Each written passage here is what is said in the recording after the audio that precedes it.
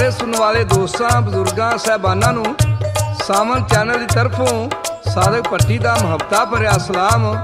अज मैं जनाब की खिदमत विच मियाँ मुहम्मद बख्श खड़ी शरीफ वालियां दा लिखिया कलाम पेश कर रहे हैं। सैफुल मलूक ते रिकार्ड कर रहे हैं लाला जी GS स्टूडियो वाले ते गा के सुना रहे ने सादक भट्टी बाग मोड़ वाले।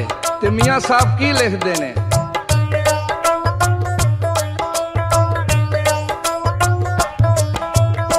राधे राधे हर कोई आके ते कौन किसे नू राधे, बाजो मुर्शद रानी लभना एवें रुल मरसे विच राधे।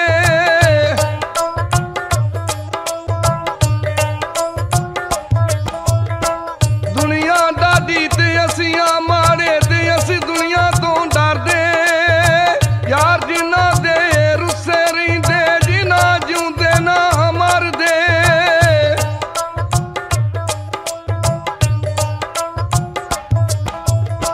मैं नीवी मेरा मुर्शद उच्चा ते उच्चियां दे संग लाई, सदके जाओ ना उच्चियां तो जिन्ना नीवियां नाल निभाई।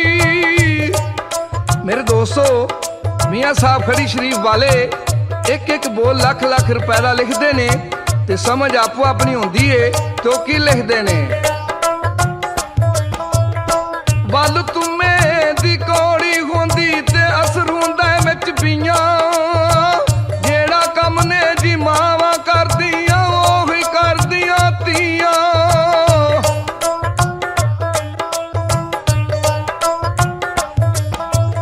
ओ मैली नजरे वेख ना सके ते बास कबूतर ताई, पत्तन ते रल पानी पींदे जी शेर बब्बर ते गाई।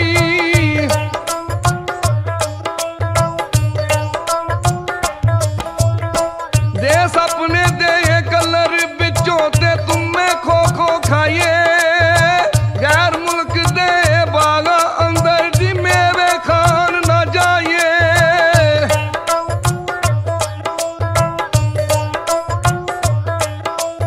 ओ पढ़ने दा तू मान करी ना ए ना आखी मैं पढ़िया, रब जबार कुहार सुदांदा ते रोड़ देंदा ही दुध कड़िया।